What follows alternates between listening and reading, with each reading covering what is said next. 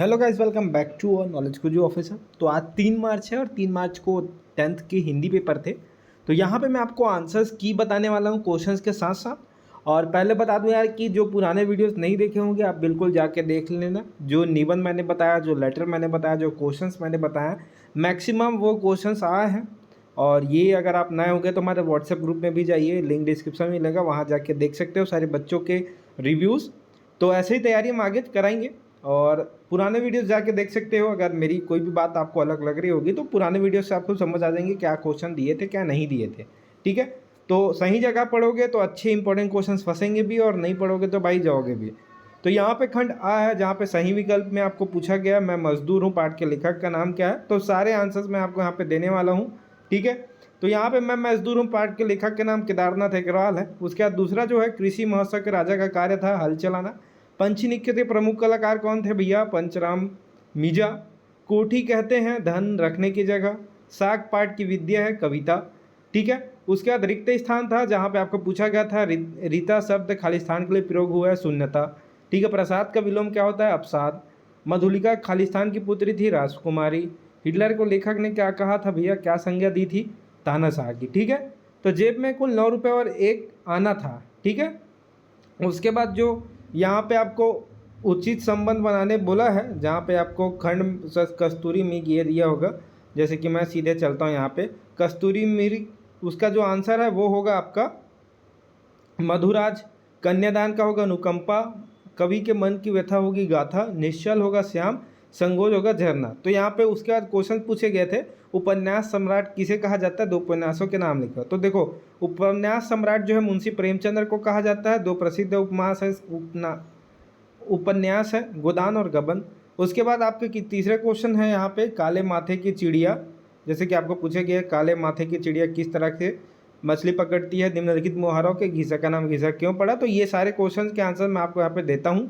ठीक है, तो देखो यहाँ पर नीचे है काले माथे की चिड़िया किस तरह मछली पकड़ती थी। तो यहाँ पे आप देख सकते हो कि काले माथे की चिड़िया पानी के ऊपर उड़ती थी और जैसे ही उसे मछली दिखती थी वह तेजी से गोता लगाकर मछली को पकड़ लेती थी। उसके बाद हम मुहावरों के अर्थ लिखना है, जहाँ पे कठिन परिश्रम, पसीना बहाना होता है, मतलब कठिन कठिन परिश्रम करना होता है। और उसके बाद है आसमान चूमना, मतलब बहुत ऊंचाइयों पर पहुंचना। उसके बाद गीसा का नाम गीसा क्यों पड़ा? तो गीसा का नाम उसकी बचपन की आदतों और विशेष घटना के कारण पड़ा होगा, जिससे उसका यह नाम प्रचलित हुआ। ठीक है, उसके बाद है अपने अंचल की किन्हीं 2 लोकगीतों और लोक नृत्यों का उल्लेख लीजिए। तो लोकगीत यहाँ पे बिरहा कजरी, लोक नृत्य गरबा गिद्धा। ठीक है, उसके बाद है वीर गाथा काल के कोई 3 विशेषताएं लिखिए। तो यहाँ पे वीर गाथा काल की 3 विशेषताएं, वीर रस की प्रधानता है, राजा और योद्धाओं की वीरता का वर्णन है, इसमें काव्य का गेय रूप में प्रस्तुत किया जाता है। उसके बाद है आपके कि सदियों से विवाह में कन्यादान की परंपरा चली आ रही है, क्या वास्तव में कन्यादान की वस्तु होती है? आपके विचार लिखिए। तो ये आपने लिखा होगा। उसके बाद शहीद वीर नारायण सिंह को अपने पूर्वजों में कौन कौन से गुण प्राप्त हुए? तो यहाँ पे जो गुण है वो आपको यहाँ पे लिखने हैं। उसके बाद है जिसकी नौकरी छूट गई उसके लिए 9 रुपये भी 9 से कम नहीं होते, तो ऐसा क्यों कहा गया आप लोगों को पता है। उसके बाद पंक्तियों का भावार्थ लिखना है, पंक्ति आपको दिया गया है, उसके भावार्थ है आप देख सकते हो।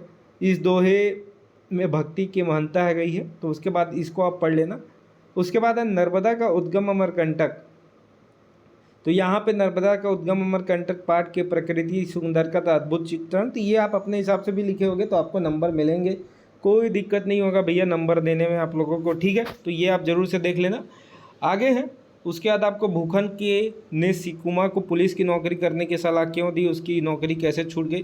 तो यहाँ पर आप देख सकते हो भूखन द्वारा सिकुमा के पुलिस की नौकरी की सलाह क्यों दी है, याद और क्यों छूट गई। तो सारी चीज़ें यहाँ पे आपको यथावत लिख के दिया गया है। ठीक है, उसके बाद यहाँ पे ये गुगुवात मचा भवक जाए पंक्ति का क्या तात्पर्य है? तो इसके तात्पर्य जो है, इस पंक्ति का तात्पर्य यह है कि जब कोई घटना अचानक उग्र रूप ले लेती है तो वह चारों ओर हड़कंप मचा देती है। ठीक है, तो यहाँ पर आप देख सकते हो सारी चीज़ें मैंने लिखी है। किसी लोकतांत्रिक देश के नागरिकों का जागरूक होना क्यों आवश्यक है?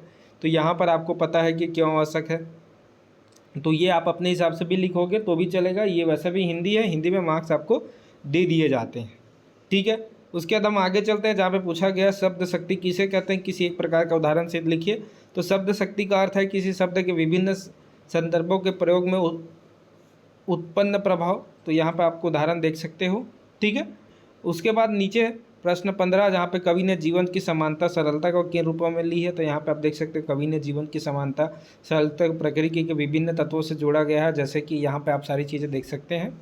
ठीक है, तो ये आप अच्छे से देख लेना। ठीक है, वैसे तो आपने सारी चीज़ें, मैंने यहाँ पे सिर्फ एक आप लोगों को उत्तर की चीज़ें बताई गई है, किस प्रकार की प्रवृत्तियाँ मनुष्य के जीवन में आगे बढ़ने के लिए निरंतर प्रेरित करती है। तो यहाँ पे आप देख सकते हो सकारात्मक सोच, मेहनत और धैर्य, सीखने की प्रवृत्ति, लक्ष्य निर्धारण।